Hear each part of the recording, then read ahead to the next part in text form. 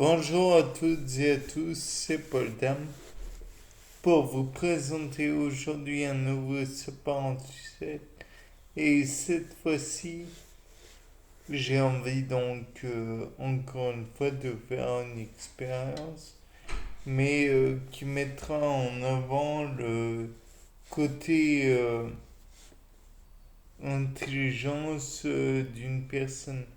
Parce que, comme le disait Jacques Rouxel, il vaut mieux mobiliser son intelligence sur des conneries que mobiliser ses conneries sur des choses intelligentes. Donc, le fait est que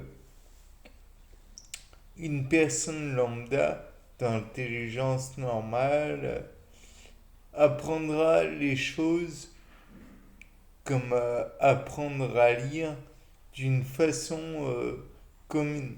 Mais si vous le mettez, si vous prenez une personne qui a des problèmes intellectuels et que vous le mettez dans un environnement normal, là, elle risque d'avoir des problèmes pour apprendre quoi que ce soit.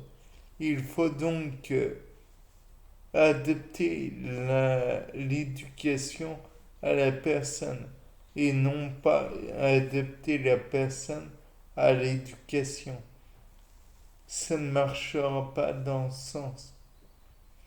Il est fort possible que vous n'arriviez pas à apprendre quoi que ce soit à la personne en essayant de la modeler à une éducation. C'est l'éducation qui doit être modelée à la personne. Il est certain que si la personne a des problèmes intellectuels et que il n'y a qu'un enseignant pour une dizaine de personnes, l'enseignant n'aura pas autant de temps à consacrer à la personne que si la personne a l'enseignant pour elle toute seule. Elle pourrait apprendre beaucoup plus avec l'enseignant qui est arrivé sur son cas que si l'enseignant a beaucoup de choses à penser. Ce n'est pas le problème de l'enseignant, c'est le problème de la multitude de tâches à exécuter.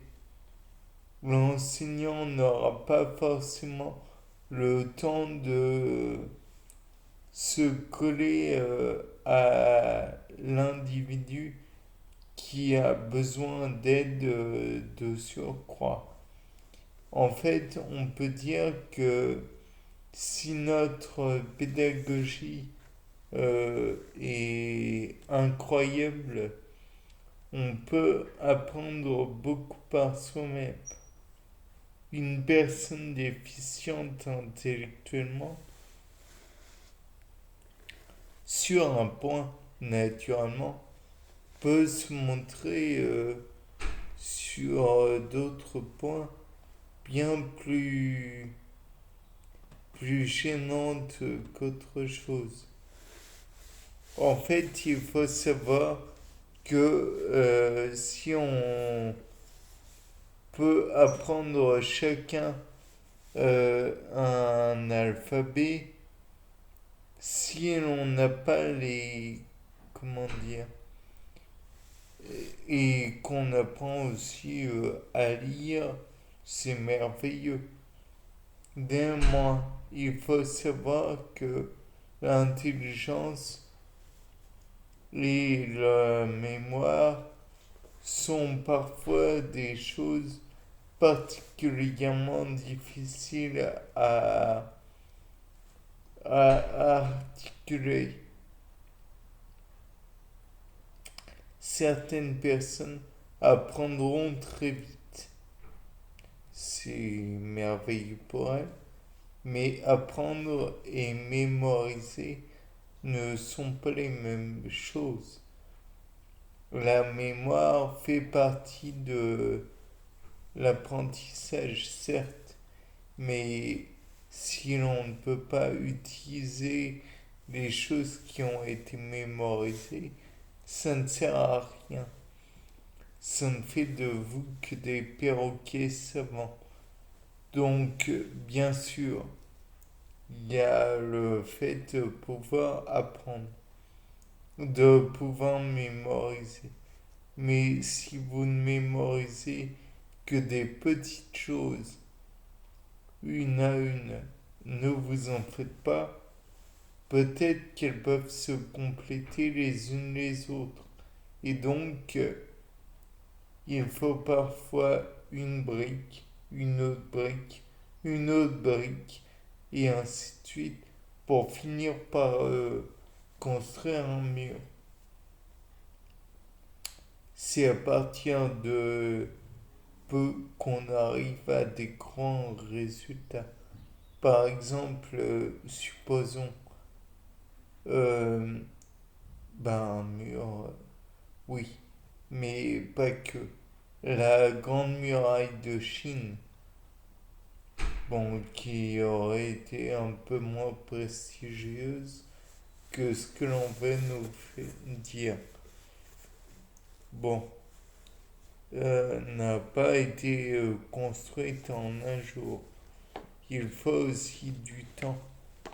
Et c'est pas non plus la légende de Romulus et Remus qu'il faut apprendre parce que c'est pas parce que vous avez décidé de construire une cité que vous allez la construire en peu de temps.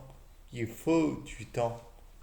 Il faut du temps et de l'énergie pour concevoir des choses aussi simples soient-elles. Donc le fait est que l'intelligence, c'est tout et rien à la fois. On sait tous ce que c'est. Mais finalement, on a une idée un peu biaisée, celle que on nous enseigne dans le comment dire parcours scolaire n'est qu'une forme d'intelligence, pas l'intelligence forcément ultime. C'est une forme d'intelligence. Peut-être que certaines formes d'intelligence sont meilleures que d'autres, mais je n'ai eu aucune envie de rentrer dans ce débat.